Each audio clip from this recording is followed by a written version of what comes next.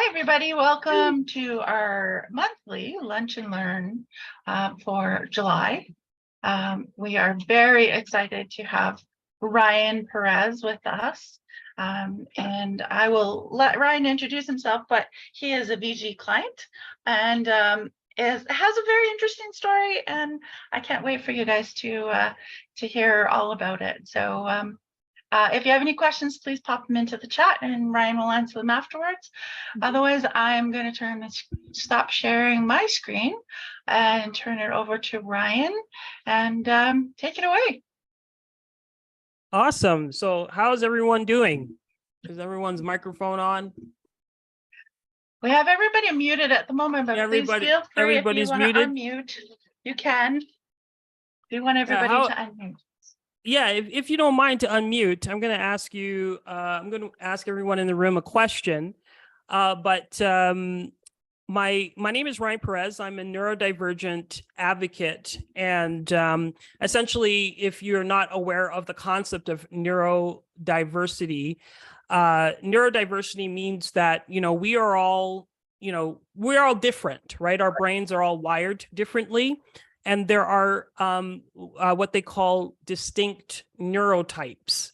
So, if you have schizophrenia, if you have OCD, if you are dyslexic, if you're autistic, all these are different neurotypes, including neurotypicals. And neurotypicals are just the everyday person that doesn't need support or needs, and our whole world is kind of built around neurotypicals, right? And you're starting to see a lot of people come out of the closet in terms of them saying, hey, I got this, and people are saying, well, hey, I have autism. And everyone's like, what? Why are you talking to, like, when did autism become a fashion statement, right? Everyone's getting upset now that, everyone's getting upset that people are just coming out of the closet. And the reason why people are, essentially coming out with their neural spice is due to the fact that there has been some errors in the research in terms of like autism and dyslexia and so on and so forth. A lot of the testing was done on white men and not on people of color and not on women. So a lot of the times people get missed in terms of diagnoses, and most people get missed or misdiagnosed. And a lot of people now on TikTok, etc., are self-diagnosing, and people are like frowning upon the self-diagnosis, and they don't realize and they don't understand that self-diagnosis is a precursor to being formally diagnosed.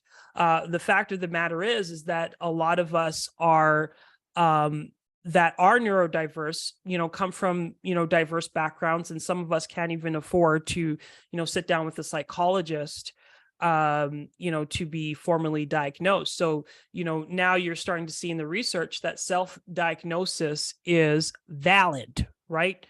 And it's not the problem of self-diagnosis. The problem is that that people are being misdiagnosed with bipolar disorder, misdiagnosed with different things, or misdiagnosed with narcissism, personality disorder. And that's just due to the fact that, we just don't have, the research did not support, the diverse individuals. And what you're seeing is that a lot of people are now advocating for neurodiversity, not because us neurodivergents are a species, we are not a species. We are neurodiverse because we all have different specific neurotypes, right? So we're just celebrating the diverse minds. And my whole aim is to advocate for the differences in people. And also I'm an advocate for generational trauma because I do have a story, and and also I'm a person of color. So, there's also generational trauma due to slavery and so on and so forth that has impacted my family. And all of these things cause a lot of problems, especially when you have goals, because, in The Secret, they tell us just imagine your life, just imagine the riches, and you're gonna, if you just think it, you get it, right? And if that was the case, we wouldn't all be working. I'm not saying that I don't believe in the law of attraction. I'm just saying that, when you're neurodiverse and you have generational trauma, you have to confront those. You have to do your shadow work first in order for you to receive, the riches and the lifestyle that you all want, right? So, I'm neurospicy, and I'm going to get into my story in a few minutes here, but I want to ask everyone, what is your superhero name? Now, we all have names, but we have superhero names that kind of define us, who we are.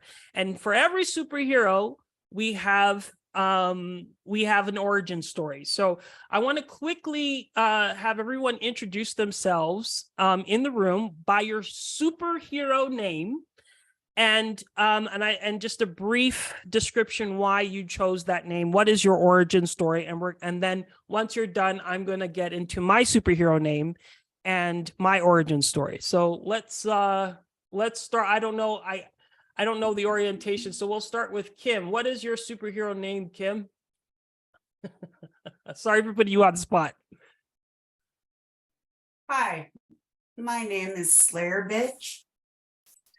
I used to play a game online that you had to pick a character name, and it was about fighting and whatever. And my origin story is that I kind of had to fight not neurodivergent in the way that you described, but I did have to fight my way through life, and so you get tough.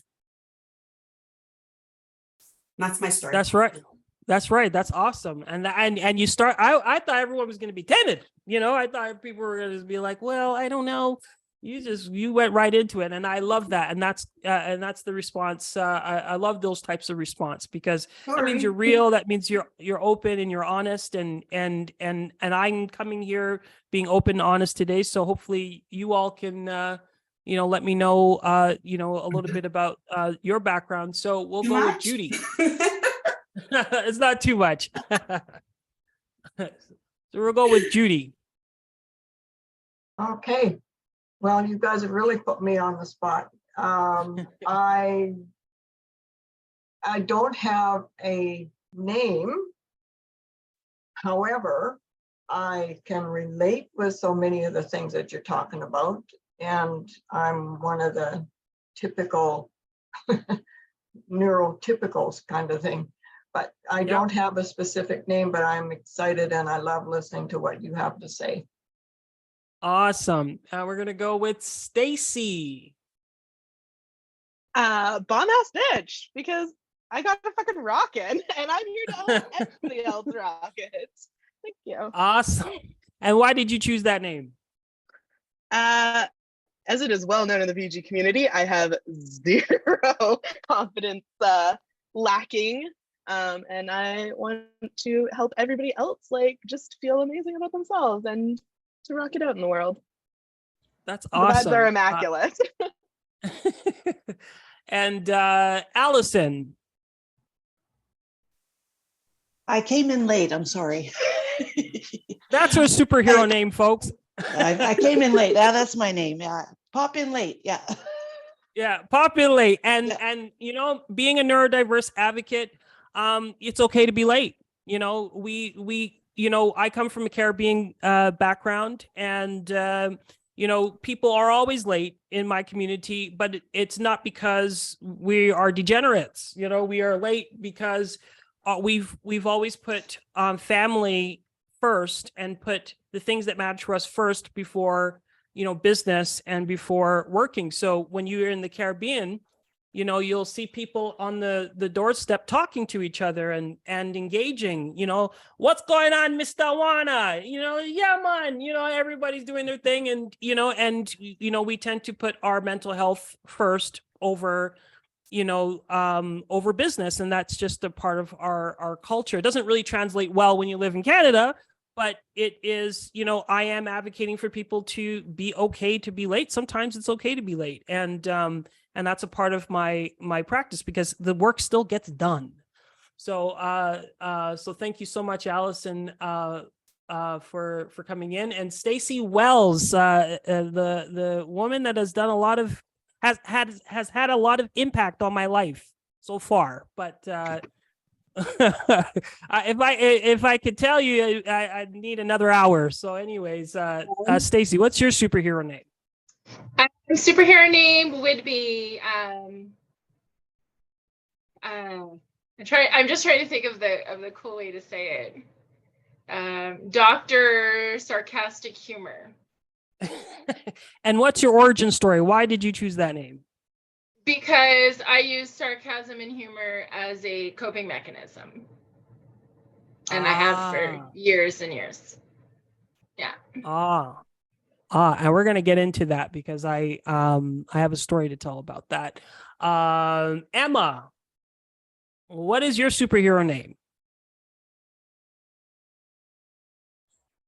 Just take myself off mute. I would say mine would be Captain Catastrophe, because I like to go into complete unorganized places and completely organize it. But I like the catastrophe of everything. And yeah, that's probably my name. That's awesome. I love it. I love it. We have Jewel Staple.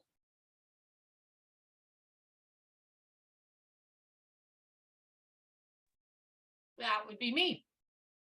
Yes. I don't. What's your superhero name? I feel like I'm on my superhero adventure still and do not yet have a name. You know what? We don't have to have a name, as long as you're here and present. That's the whole thing about being neurodivergent. We're all neurodivergent, whether you're neurotypical or not. We're all part of that. We're all part of that diverse group, and some people are still discovering, and that's okay, because in a colonized world, we all have to be something. They ask us, what do you do for a living? And you have to answer. No, you're not obliged to answer anything. The whole aspect of just be yourself and, and come in as you are, because showing up is. I would say I'm just divergent, not necessarily neurodivergent. I love that. You just divergent, you're different, and and there's a lot of room for so many people from different backgrounds to be able to live and prosper. GD.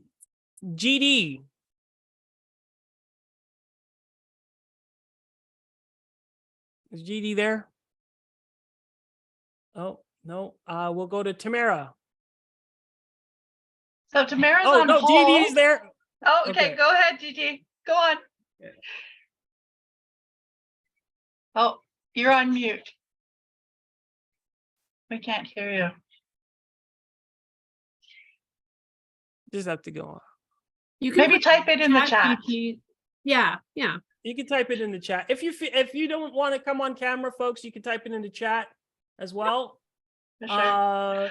Tamara is on hold at the moment, but she typed hers in the chat, so she asked me to read it. Typed hers in the chat. And so Tamara's is exhausted perfectionist. My survival and coping skills have taught me to triple check my work and get hard on myself for mistakes. I wasn't diagnosed until I'm 39 with ADHD. That's Tamara. Wow. I don't believe you're 39, Tamara, or older. Oh, and GD says, sorry, her mic is not working, so she's going to type in the chat. Awesome. But make sure you send it to everybody, because you keep sending me direct messages. Tamara's like, I'm 41 now. Yes. But she wasn't diagnosed till she was 39. So yeah, a lot of us are late diagnosed, because I'm 39 years old, and I'm starting to, I'm learning all kinds of things about myself, and I'm like, I'm already plant-based, and I have so many ways of othering myself, and I'm like, okay, oh great, Ryan, why do you have to other yourself another time? I'm not going to get any more dates and nothing. Nobody wants to invite me to the barbecue anymore, because like I'm vegan and then I'm neurodiverse, and they don't know what that means. They think it's, it's like COVID, that they're going to catch something. So, we'll go with, while we wait for GD's response, Ryan's autopilot. I think that one we can get over. Yeah, Yeah. that's a Recording. transcription thing. Go ahead. Yeah. So I'm Nikki, curious.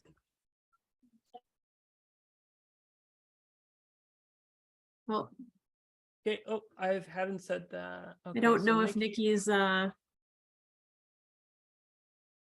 sorry, oh, I'm there she here. is. No worries. So I just GD put it in the said, chat. I was just thinking, like, oops, I shouldn't have said that, because sometimes I think I'm being funny and then I think, okay, it may not have been received in that way. yeah. Ooh, and so what was the name? I didn't Oops, catch it. I shouldn't have said that. Oh, oops, I shouldn't have said that. Okay. That was a very who's on first moment. All right. Thank you so much. And then Grace, what did Grace put her? I'll wait for, oh no, she said Flash or speed? Flash or Speedy. Yes, I like to accommodate a lot of things. Unfortunately, you can't. That's I feel awesome. that. And then Miranda.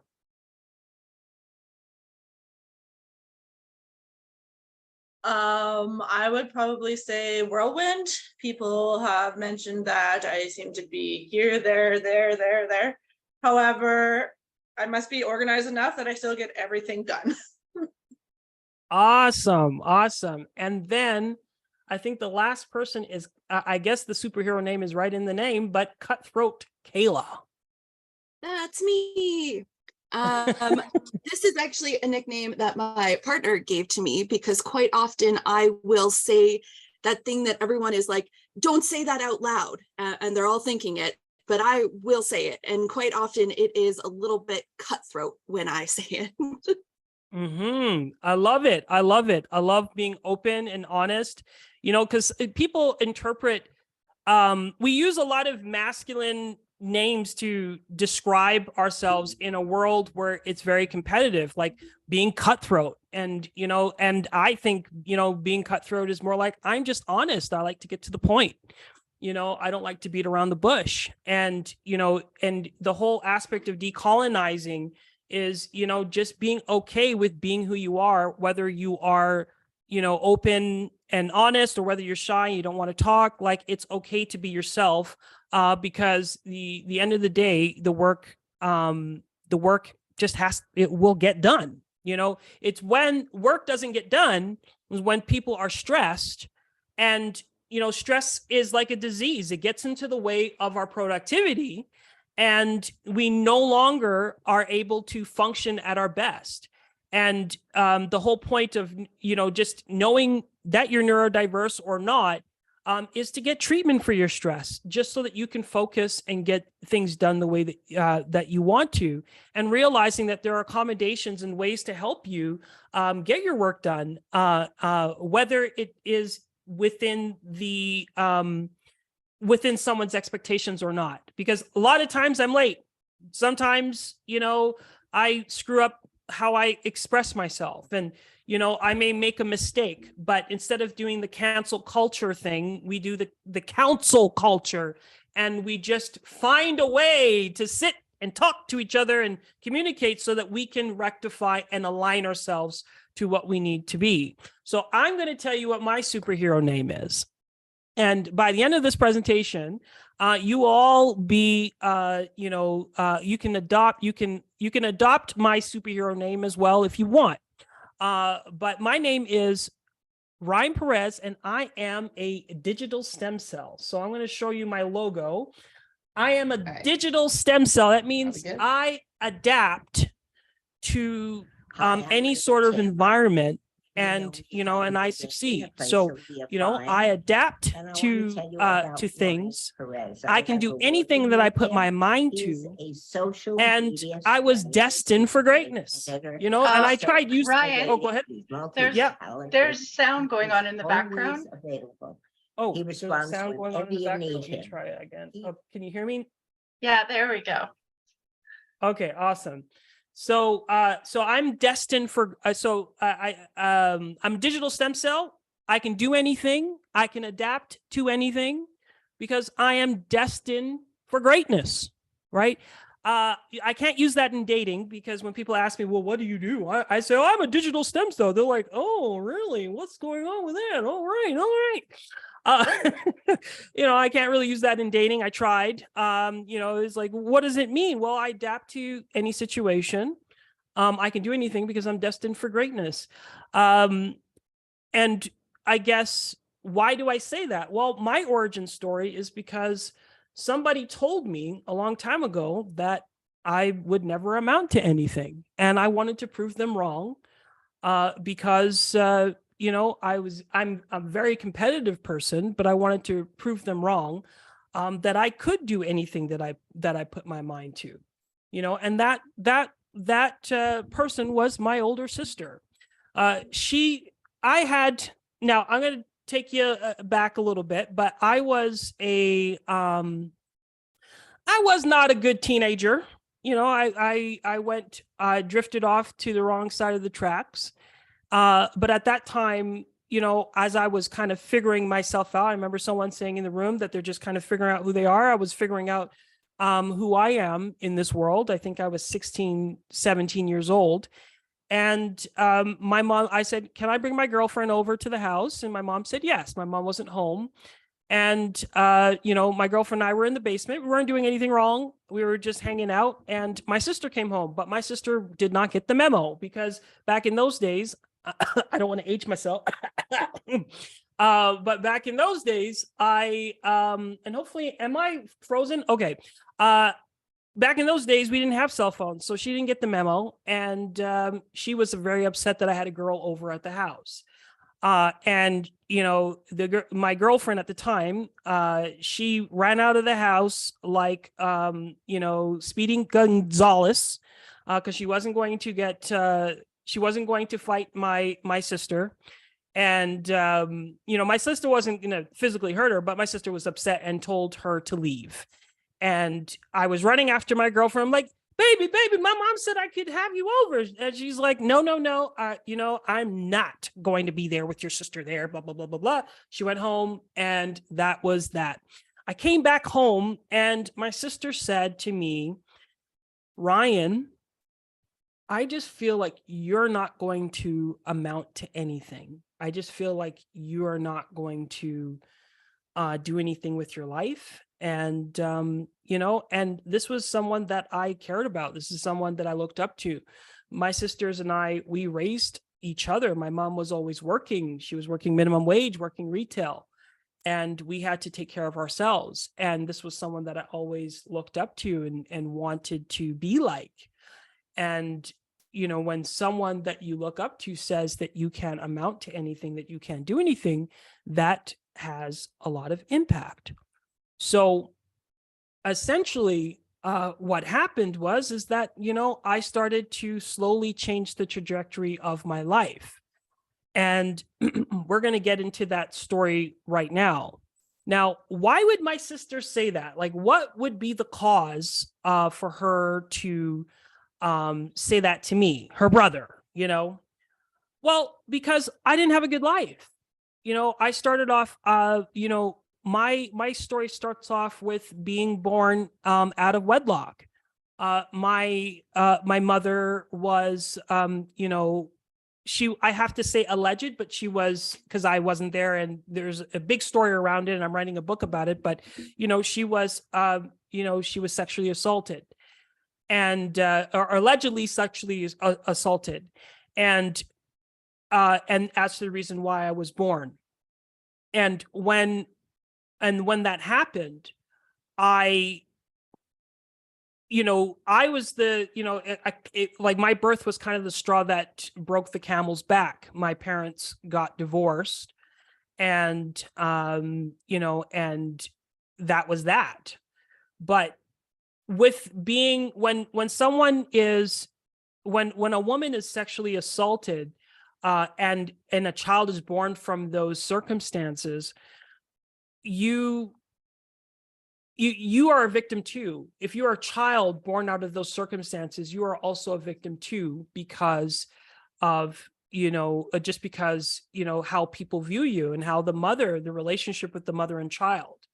And unfortunately, my mom, through my childhood, I had a very abusive relationship with my mom because she did not, she didn't want me around. I broke up the marriage and, that sort of thing. And I also looked like my biological father, who was then deported. He was deported about probably 7 months while I was in the womb. He was deported from Canada and went to Guyana.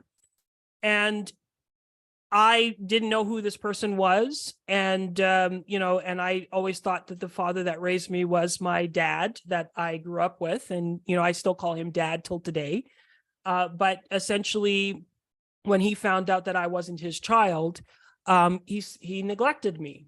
And so I had, at the beginning of my childhood, I was with my dad. I just remember all of us being a happy family. And then all of a sudden, my mom disappears for about 2 years.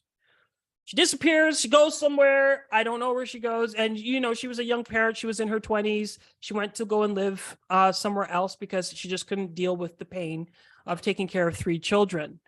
And then all of a sudden, I just remember her coming to my house late at night, and she didn't kidnap us, but she took all 3 of us and put us in a van. And then we moved into this house. And the house was called Mr. Perez's house, like my last name. It was this gentleman who, he rented out the top house. It was a beautiful house in Temple. And, we moved into this house and I was like, oh my God, like, what the hell, like what happened? My whole life was, I think I was 3 or around that time. My whole life was uprooted and I didn't understand, like, why did what happened? Like, I was just in this house and now we're in this house and, and then I had to kind of readjust. My mom had gotten married, and that was kind of a way for her to get full custody of us children. She said she took custody of us because, my dad, he's in a band called, I think, Infinity, but my dad, was too busy playing the bass and not taking care of us kids. He did a good job though, to a degree, but, like my mom is very particular about the way that we dress and, having crusties on our face like any mother would. And, and she was like, she went and she took full custody of us. And then that's what began my new life. And as a result, that relationship, as soon as I got into that relationship, I started getting nightmares because my mom was abusive. My mom used to go into my room. She used to smash my room around. Anytime it was messy, she would make me stay up all night to clean up her mess. Like, I had a mess, she made it even more of a mess. And I was essentially just dealing with trauma. And having to go through that, and then going to school and then having to deal with people treating me differently because I was neurodiverse. I have autism. I have dyslexia. I have dyspraxia. I have dyscalculia. So I am a bag of Skittles. That's my other my other superhero name. I had all of these neurodiverse qualities about myself, and I just couldn't deal. The first experience with a kid that I had was a kid saying, "I don't like you," and I don't know why. It could have been because of the color of my skin. It could have been because I was that I was slow. It could have been, because I was also ADHD. I was very rambunctious as a kid. And, so I had all these things going on and I just couldn't figure out what was wrong with me, and I tried my best even in school to do well, but I just couldn't do it. We used to get these certificates and, how they used to put these stickers on these pieces of papers to show your achievements in school. And my achievement, I didn't really get much of those participating treatments. The only treatment that I got was being, sent outside the classroom. I was often partitioned from the rest of the class because no one could handle me. And heck, I can't even handle me sometimes. But, the reality is that I was treated differently. And, and I knew it. I remember when I was like 3-4 years old, I was nonverbal. I used to walk on my tippy toes and a lot of autistic traits, but because my parents didn't want me or did not, like when you are a child that's born out of wedlock and you disrupt your family, a lot of people don't pay attention to the small cues. It took me a long time to speak. And when I did start speaking, I can remember when I wasn't verbal, I can remember observing the world around me and wanting to say something, but couldn't. And as a result, I would store my memories to the music that was playing on the radio because I wanted to, I said I was going to, like, as a child, I'm telling you, as a 4-year-old child, I was telling myself that I'm going to tell on everybody when I get older, like I was telling myself as a child. And I'll tell you that I never lost those memories. So anytime I hear Fleetwood Mac on the radio, or if I hear, tell me lies, tell me sweet little lies, my Venus, she's got it. All those songs, Tears for Fears. I have a photographic memory of all those songs, and all of those songs, I have a stored memory. So that's what kind of told you that I was different. I had this inner witness inside me saying that I was somebody, but because I had autism, I could not communicate with that somebody, so I was on a mission to tell on everybody.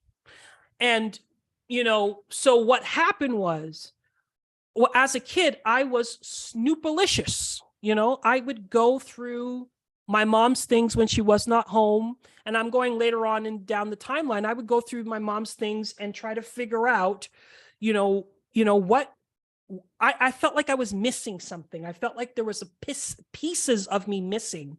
And so whenever my mom was gone, I would go snooping in her things. Later on, I lived with my dad and I would go snooping through his things, trying to find information. And now part of my superhero qualities is that I'm a PI, and I think when you have autism, you have hyperfixations and you like to search through things. And if anyone needs to find out anything, I will find it. I will find you. I would find, and that's kind of why I have my business. And I'll explain to you what that business is in a second. But essentially, I have this autism in me. I made my life my own hyper focus. And so I just wanted to know. As a child, I remember listening to the adult conversation because I was always interested in, in human interaction and just listening to how people do their things. Right now, this presentation that you see me doing, it took me 3 months to get here to present this personality to you because me as an autistic individual, I mask. I mask. So, what do I sound like when I'm not masking? Well, first off, when I'm not masking, I'm running. If I was doing this on a mobile phone, I would be pacing up and down the room. That's the first thing. The second thing is that I would be talking like this. This is actually my natural voice. This is me when I am speaking. I am not as animated. I'm not as friendly. Well, I'm friendly, but I'm still the same person. But when I'm masked, this is how I am. So when people call me, they're like, what are you doing? I'm like, well, I'm doing such and such. I really don't have much to say. When I was a kid, I would be in the room and I would be observing the room before I even talked, right? I would be analyzing people's patterns. I have an above average intelligence, so I would be scoping out the room and then I would choose to speak. So when I'm unmasked, this is how I am. When I'm masked, this is how I do it. And how did I learn how to mask?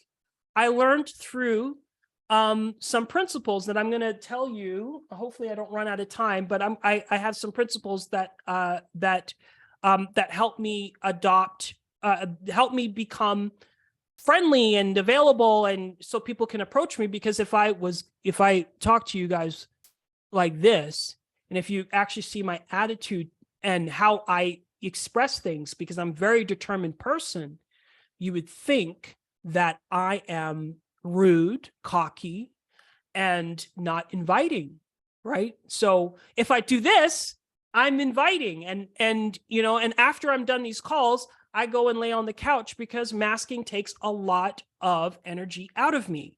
You know, so when people ask me to go to parties and so on and so forth, I have to prepare 3 weeks in advance before that would ever even occur. I thought I was just introverted, but that's who I was. And I am a searcher, you know, and I always tell people, don't get my wheels turning, because I'll actually find it out. I'll figure it out. So essentially what happened through my life, people were treating me differently. My mom's new husband, when I moved into this house, was treating me differently.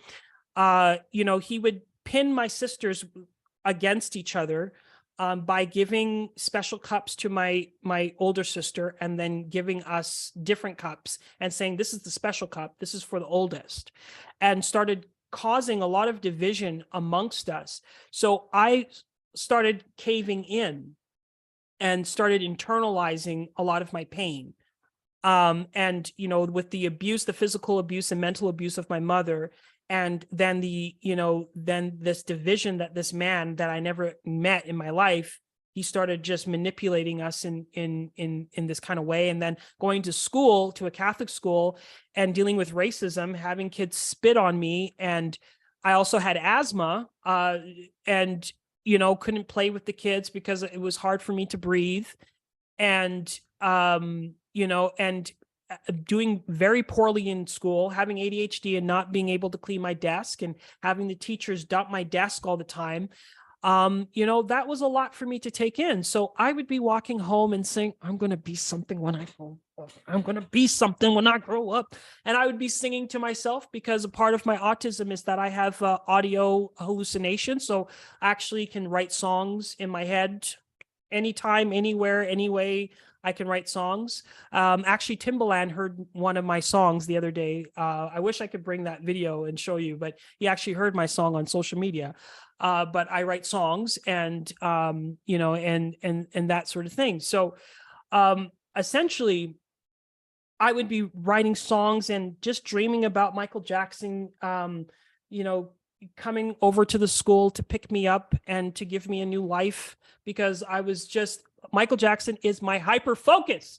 I love Michael Jackson. You know, Michael Jackson's on my wall. You know, like Michael Jackson was everything to me, because I identified with his not having a childhood statements. And, you know, it was magic during those times. Now, when I show my son Magic, he's like, man, that's CGI. You know, back in those days when Michael Jackson was disappearing and doing this and doing that, I was like, oh my God, I want to be just like Michael Jackson. And I always wanted Michael Jackson to come pick me up in a limo at school.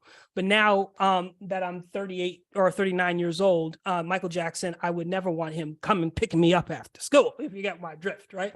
So, you know, I'm not going to have Michael Jackson showing up like, Hi, my name is Michael Jackson. Is Ryan Perez there? You know, no, he ain't gonna pick me up. I watched little documentaries, but anyway, but I still love Michael Jackson, and he is a hyper focus. It's so much so that on my phone, Instagram knows that as soon as they serve me a video of Michael Jackson, I'm like, and I'm watching it. And so my Explore page on Instagram is just full of Michael Jackson, and I mute all the Michael Jackson posts, but they just know that I have a hyper focus of Michael Jackson, you know, so the data. But anyway, you know, so I was trying to imagine a way out. And I always thought I was the ugly duckling. I identified with that story, not being a part of the family, not feeling like I was a part of the family. And, you know, progressing into the later part of my life, when I was about 11, 12, 13 years old, I started to become angry. And, you know, and then I started to drift into the wrong side of the tracks, the wrong crowd, and started to, you know, do crime. You know, we were, you know, essentially mugging people at the train stations. And, you know, I didn't know any better because I was just hanging out with kids and I was autistic and I just wanted to fit in. And I found a group that would allow me to fit in. And the reason why they loved me so much because I was loyal, because me being autistic, we are loyal people and we have a high sense of justice. Now, justice doesn't mean it's good justice. It means that if I understand the world and I know it, I'm going to advocate for it. And that's essentially what happens with autism, is that when we understand our hyperfocuses, we'll advocate for it, right? Just like I would advocate for Michael Jackson, I would advocate for anything that was my hyperfocus.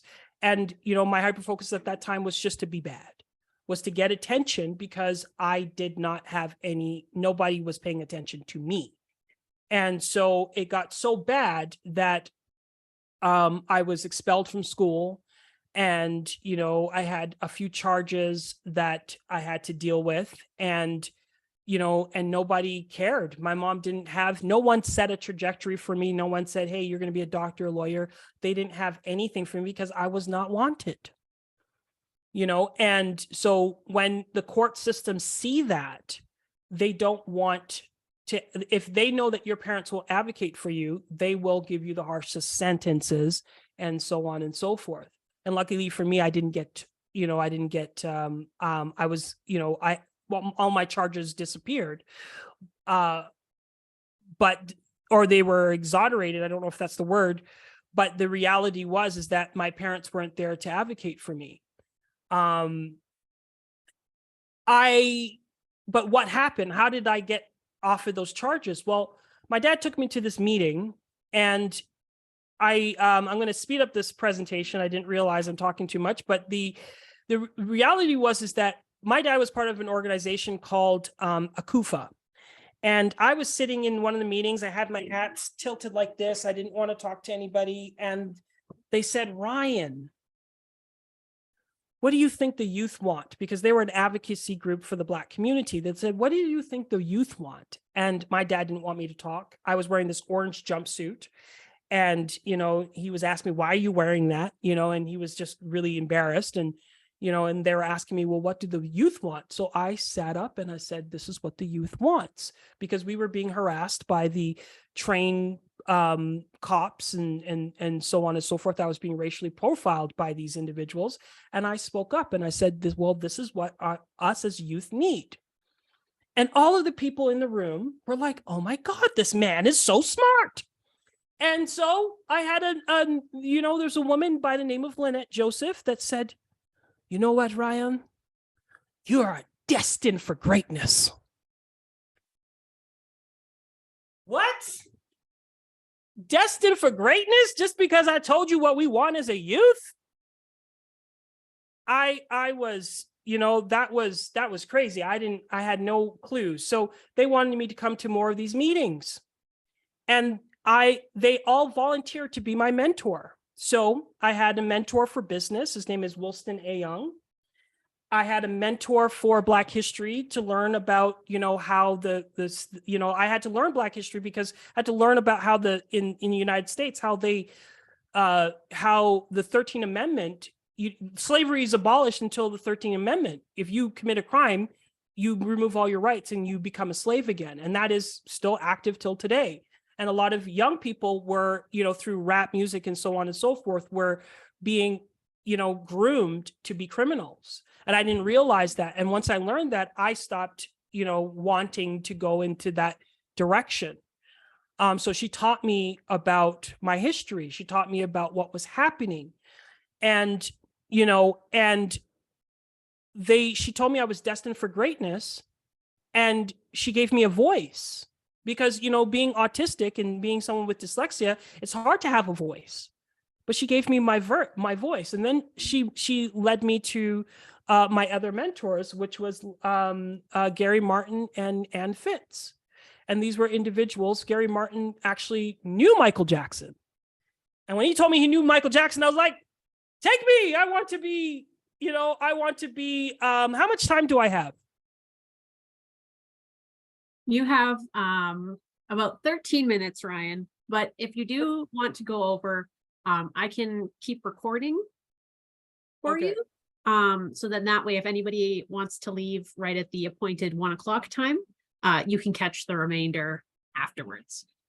Okay, if everyone will allow me to go through this, because I think I don't know if I'll have enough time to do it in 13 minutes, but I'll try to summarize it as much as I can.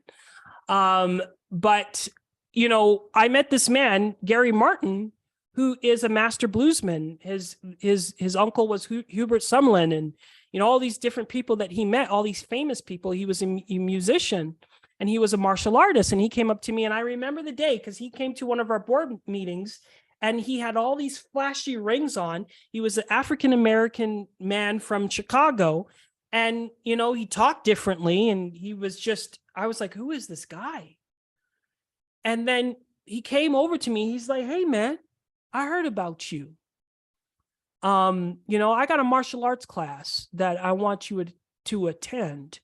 You know, he called me one time, and he was like, and it was just different accent. It just appealed to me differently. He's like, yeah, I used to play in front of Michael Jackson. And, you know, I used to be in the talent shows with Michael Jackson, and I used to play with BB King, and I used to play with this person and that person. And I was like, Michael Jackson? That's all I heard. You know, I didn't realize he was also part of the Motown band, and, you know, he knew the Funk Brothers, and the Funk Brothers were the ones that originated the Motown sound, which is the R&B sound.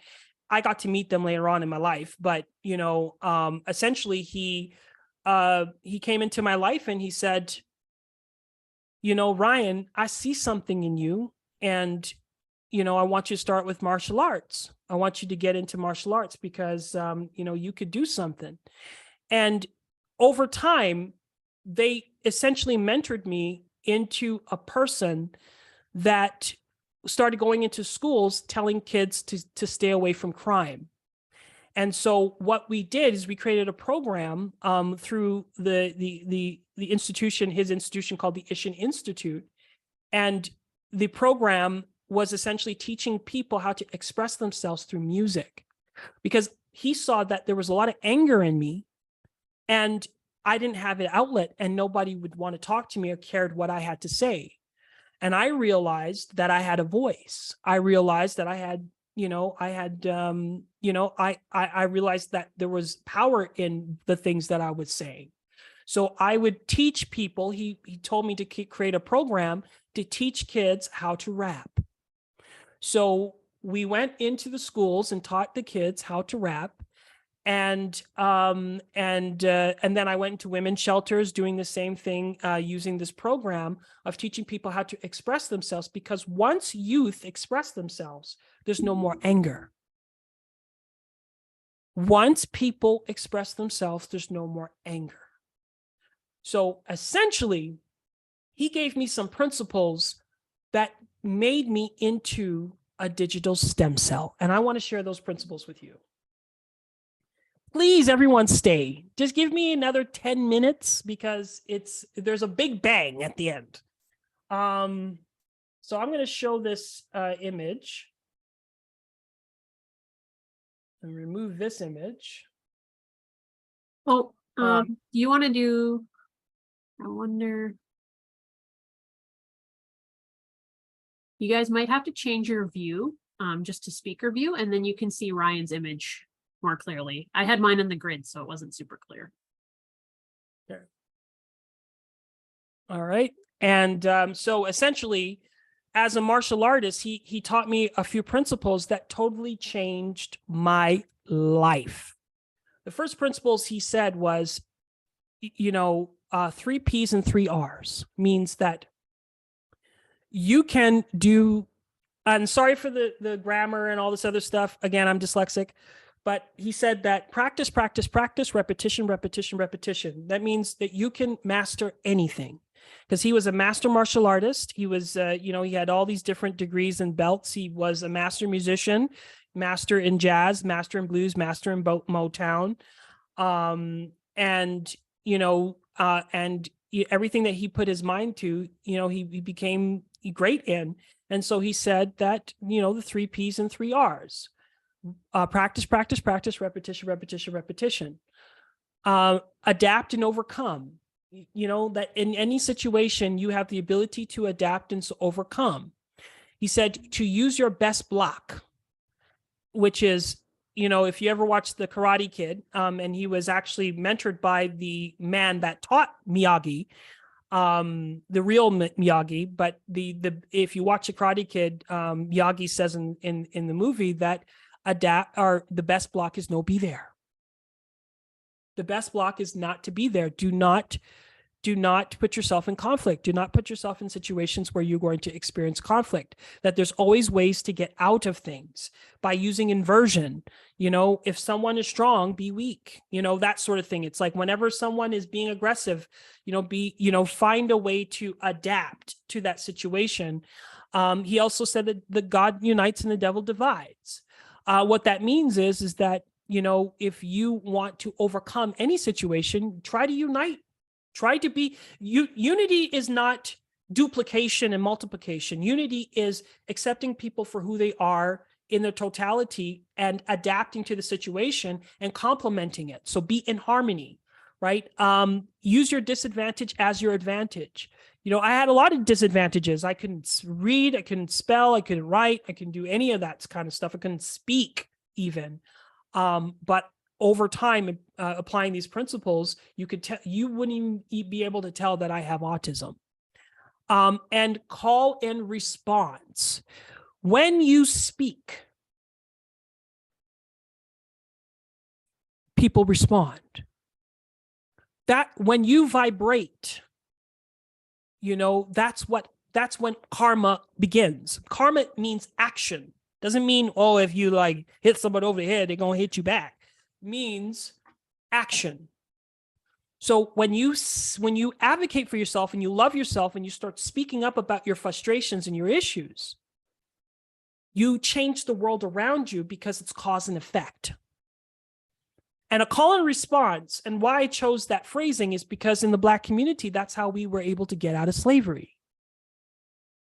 Because we did the call and response. Because in the fields, we would holler so that we knew where people were. If someone was coming, you know, if a slave master was coming and we're trying to escape, we called and people respond. So in hip hop, because I'm a hip hop artist, we have a call and response, and we're going to do that today quickly.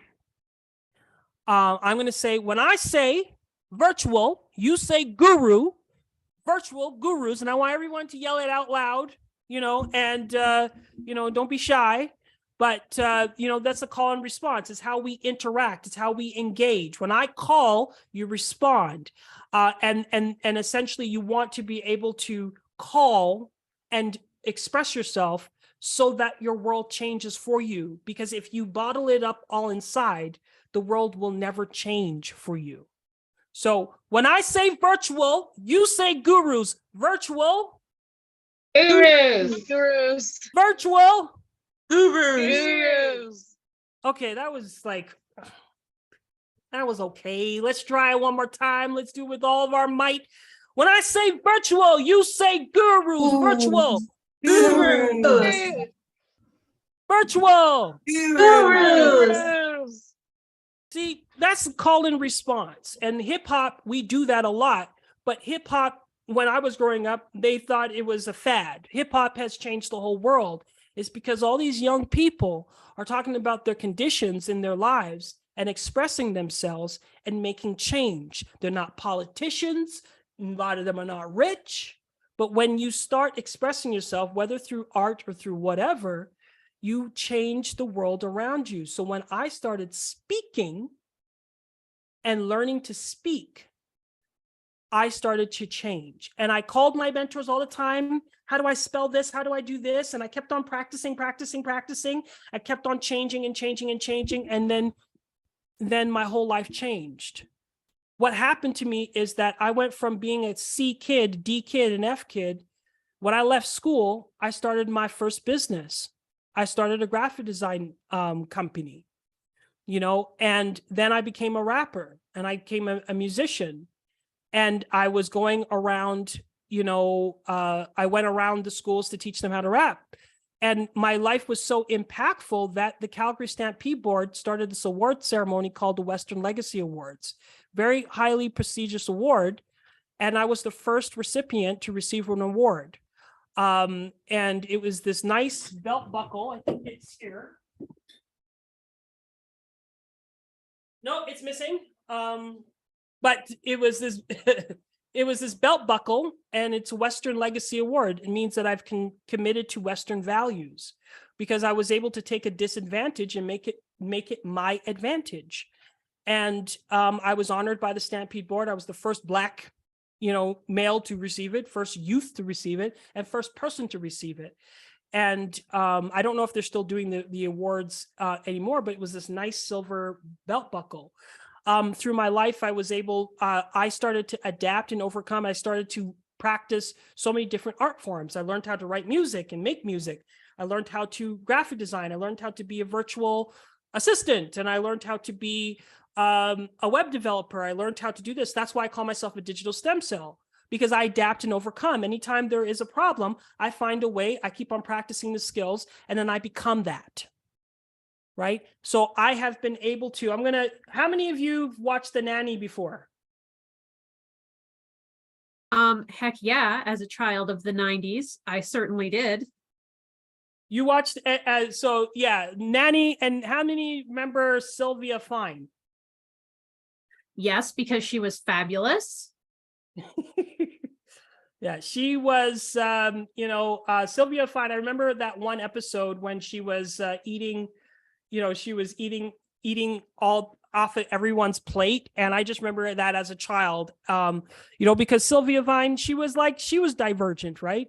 She was someone that, that was different, but she was funny. And that's kind of how we need to be. Sometimes we need to take things off of other people's plates. Sometimes we need to just be ourselves.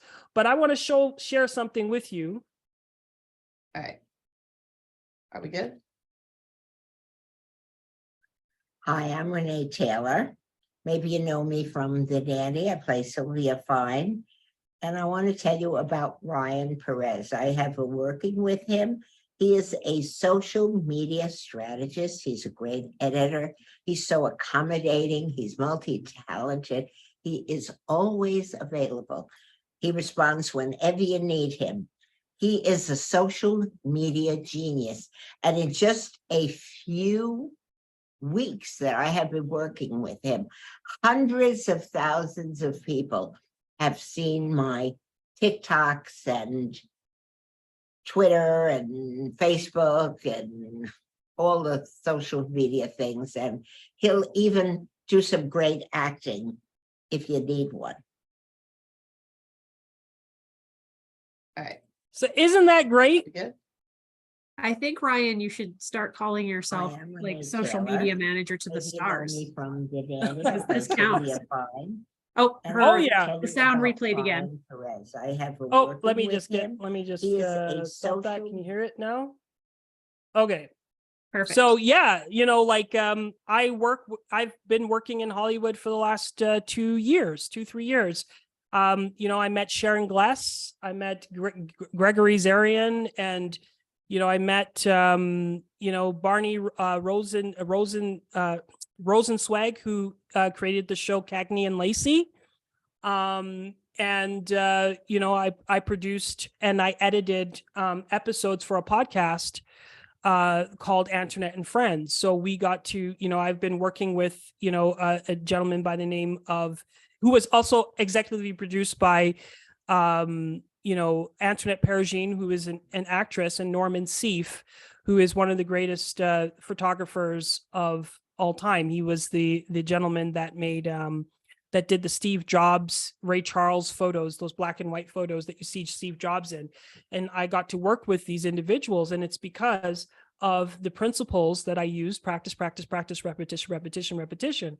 I left high school not having a high school education, but I was able to create a career for myself, utilizing, accommodations and tools to help me get to where I wanted to be in life.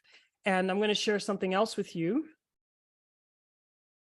Too often, we bring you stories of young lives ended by violence. Often the deaths are linked to drugs, sometimes gangs. But they're not random. And usually these kids have been traveling down a dangerous path for quite some time. So what does it take to turn these kids around before it's too late? As Heather Urix reports, one Calgary group has discovered it doesn't take much to make a big difference. Advertising my album for mid-February. He's a young man with an impressive list of accomplishments. He's working to get a record label off the ground. He mentors teens. He's even won a Calgary Stampede Western Legacy Award. Law. And then he met Lynette Benny and a group of people that changed his life. Several years ago, Lynette began teaching Black history here at the school at the Showers of Blessing Church. But she says teaching about the great people of the past began to make her angry that so many youth were throwing their lives away. The youths are definitely the future, and we have to look at the fact that if they fail, we fail as a community. With the help of others, Lynette began to help Ryan turn his life around, encouraging him to aim higher. Met with probation officer, I met with legal aid lawyers, I met with whoever it was concerned. I just had this desire to do something with Ryan. I had Lynette, I had Gary Martin, I had many people tell me that you're destined for greatness, that there's something about you that is great. And that's what I'm like, really? So I was written about in the newspaper many times for my story. I had friends that, used to laugh at me at school, asking me for, I think I messed it up. I had friends asking me for jobs. I used to be a manager, and I used to hire, I hired friends from my high school. And I never thought in a million years that I could do any of that. And the reason why I have been able to do that is because I had mentorship. I had people telling me that I can do something. I had the ability to use my voice. And, with, being neurodivergent and with the power of the TikTok, also understanding the power of community and realizing that through everybody else's experiences and stories, you can help yourself. I didn't know I had autism until my followers were telling me that I have it.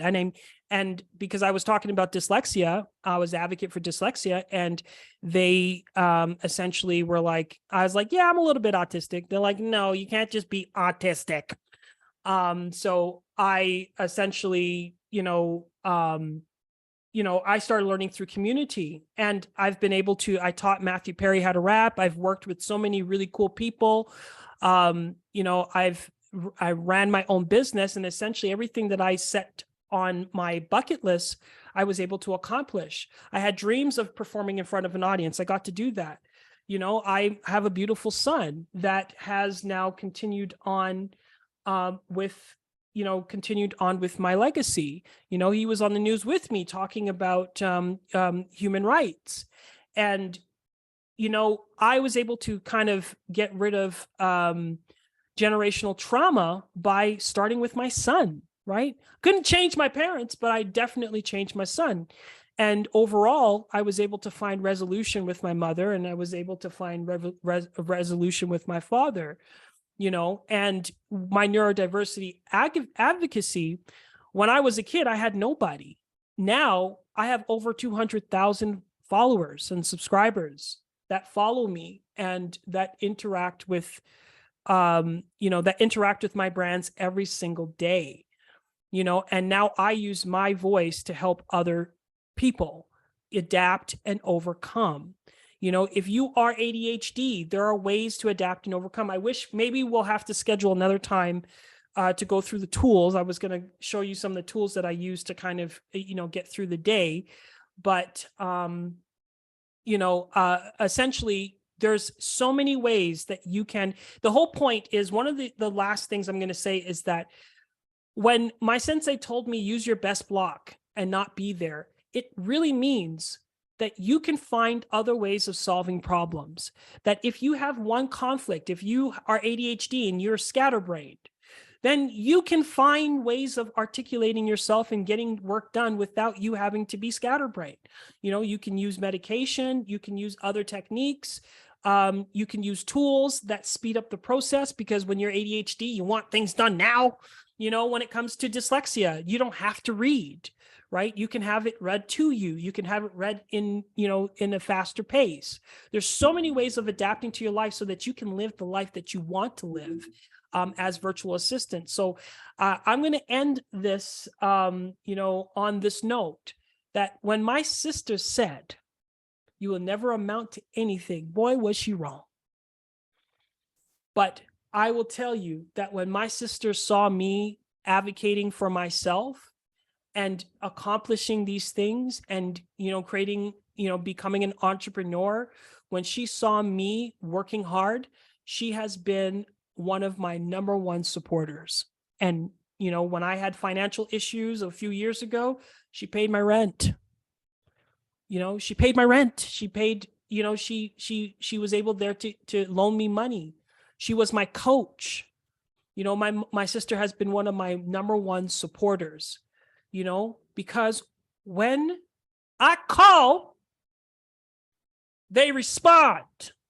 When I speak, we make waves. So when I say virtual, y'all say gurus. Virtual. Gurus. Virtual. Gurus. Right? When you call, they come. If your job is too stressful, tell them it's too stressful. If the deadline is too short, negotiate and find a way to extend the deadline. But don't put yourself in stress. Do not put yourself in a situation where you can no longer function. Stress is a disease, you know, and when you love yourself, when you say, "I love me," you advocate for yourself, but you advocate for everybody else in the room. Advocate for yourself by speaking. If you can't speak, draw it out. If you're really good with poetry, poem it out. But however you have to do it, make sure people know how you feel, because that's the only way that you can change the world around you. You know, when I was a kid, I knew something was different about me. I used to search through my mom's stuff, and what did I find when I find when I was 17 years old?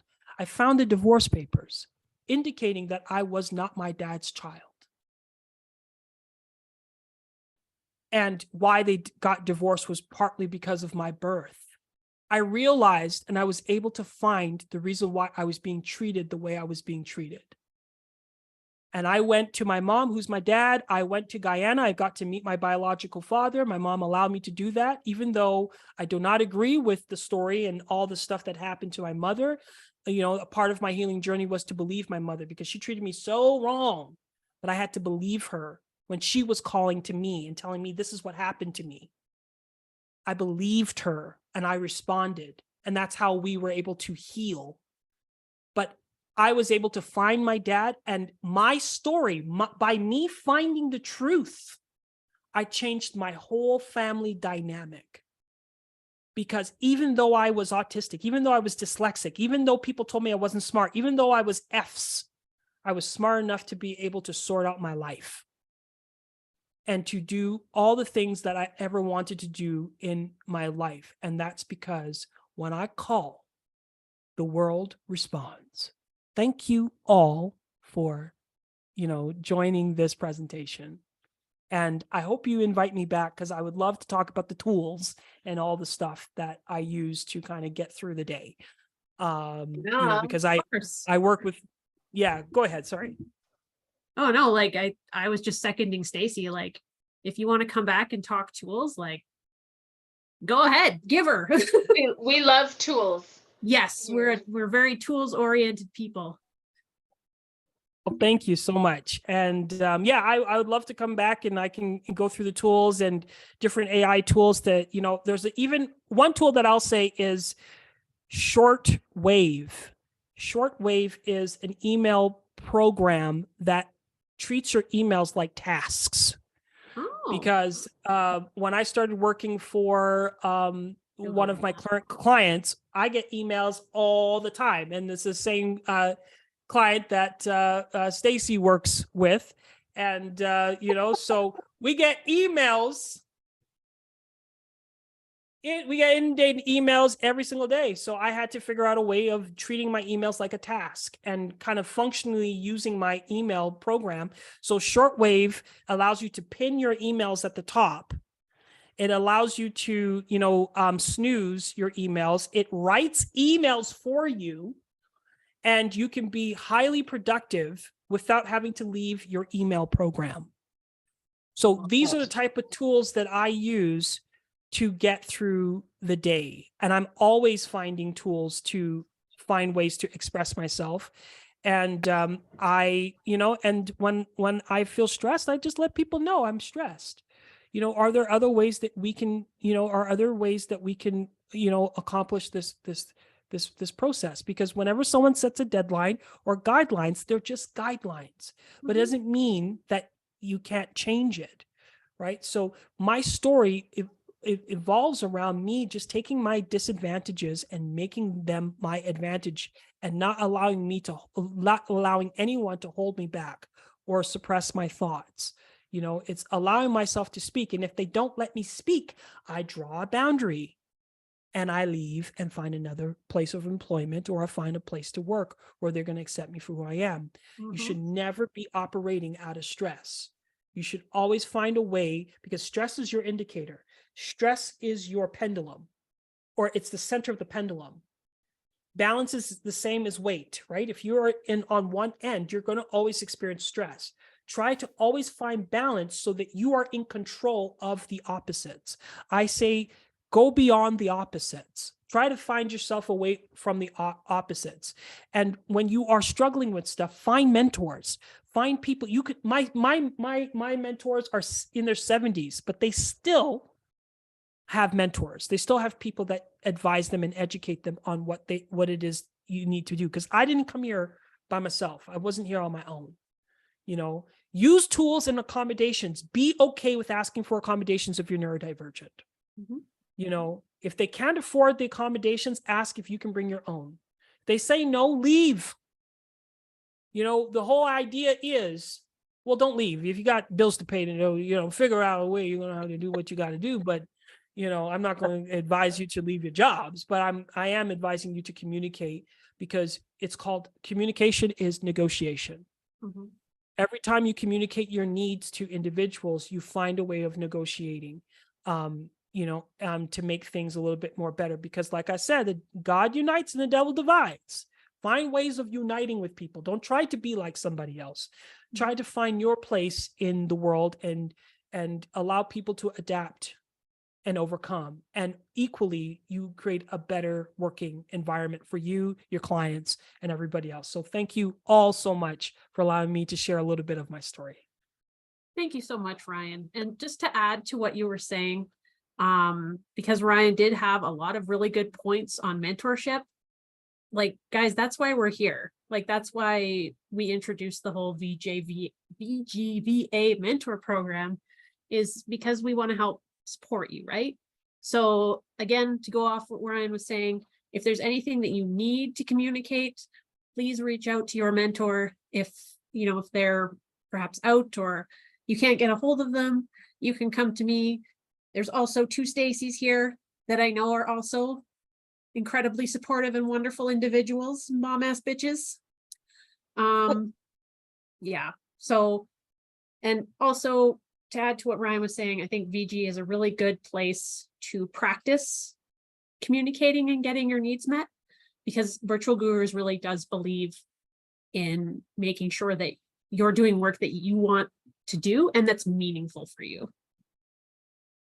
So like, consider this a great place to practice that. This isn't like a weird corporate thing where you have to be worried about what you have to say or what you're, people are going to judge you for something. Like, no, we want you to be your best self. So thank you so much, Ryan.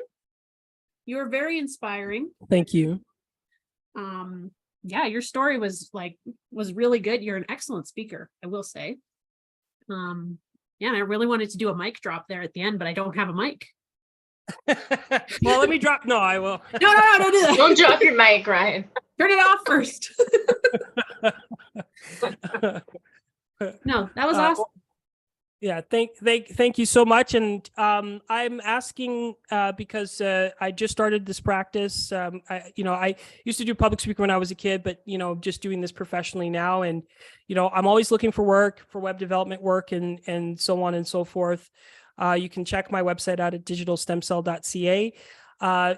What is currency for me? The best way that you can help me is by doing a video testimonial about the speech, because that's what gets me work. That's what allows me to kind of move on, because I don't have an education. When people ask me, to do their marketing campaigns and stuff like that, they look at my resume and they see that I don't have a high school education, right? And I don't have, I don't have the necessary degrees, but I have the experience.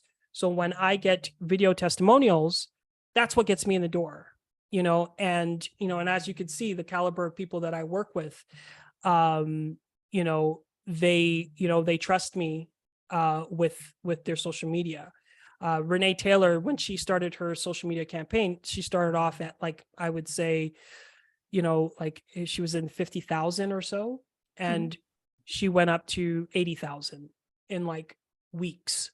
And that's just the thing, is I'm a social media guru, and I know how to raise, I know how to, I'm the milkshake that brings everyone to the yard. And so if everyone could do a video testimonial for me, that will help me, propel my career. So if that is possible, or a written testimonial, but video testimonials work for my industry. So that's the only thing that I'm asking for. And again, thank you so much for the opportunity. Thank you so much, Ryan. I will be collecting feedback from everybody on the hub. I just posted a comment on the event. If you guys want to provide, feedback or a testimonial, I can forward those to Ryan. If you're comfortable with a video testimonial, I can also forward you those, Ryan, and we can get that for you. And if you're willing to stay back for a bit, we can also stay here when everyone's gone and schedule your tools talk. Yeah, sounds good. Awesome. Cool. All right. Did anybody have any questions for Ryan before we sign off?